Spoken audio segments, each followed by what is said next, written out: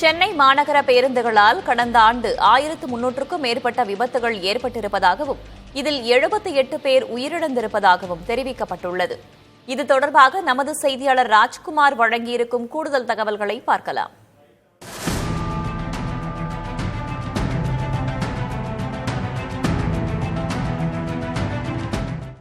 சென்னை போன்ற பெருநகரங்களில் ஒவ்வொரு நாளும் வாகன போக்குவரத்து நெரிசலும் அதே போன்று விபத்துகள் ஏற்படுவதனுடைய எண்ணிக்கை அதிகரித்து கொண்டே வருகிறது.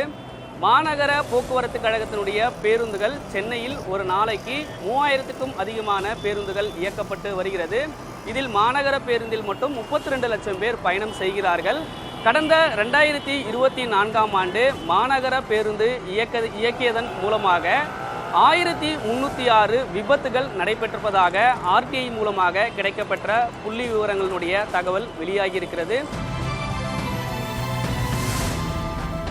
அதேபோல மாநகர பேருந்து விபத்துகள் மூலமாக கடந்த ஓராண்டில் மட்டும் 78 பேர் உயிரிழந்திருக்கின்றனர். இப்போ நாம் இருக்கக்கூடிய இந்த சென்ட்ரல் வழித்தடம் எப்போதுமே ஒரு நாளைக்கு 2.5 லட்சம் பேர் கடந்து செல்லக்கூடிய ஒரு இடமாக இருக்கிறது. இந்த இடத்தில் பீக் ஹவர்ஸ் நேரத்தில் இருக்கக்கூடிய போக்குவரத்து காவலருடைய எண்ணிக்கை ஒரு நாளைக்கு 5 பேர். ஆனால் இந்த இடத்தில் ஒரு கூடுதலான காவலர்கள் இருந்தால் விபத்துகளுடைய எண்ணிக்கையை குறைப்பதற்கும் அதே போன்று கண்காணிப்பு நடவடிக்கைகளை மேற்கொள்வதற்கு மிகவும் அவசியமாக இருக்கும் என்றும் தெரிவிக்கின்றனர்.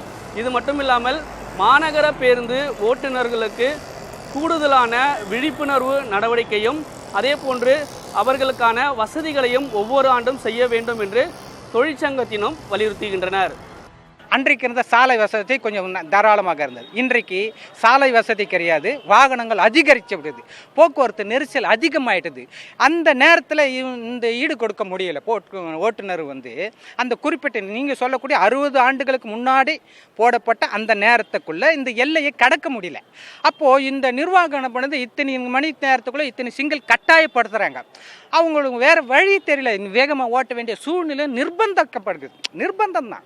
அந்த நிர்பந்தம் இல்லைன்னாக்கா மெதுவாக போகக்கூட ஆகணும். அந்த நிர்பந்தத்தினால சாலை வசதி இல்லாத காரணத்தினால போக்குவரத்து நெரிசல் அதிகமாக இருக்கிறதால இந்த விபத்துக்கள் கொஞ்சம் அதிகரிக்கிறதுக்கான வாய்ப்பு ஒரு கதை இருக்குது.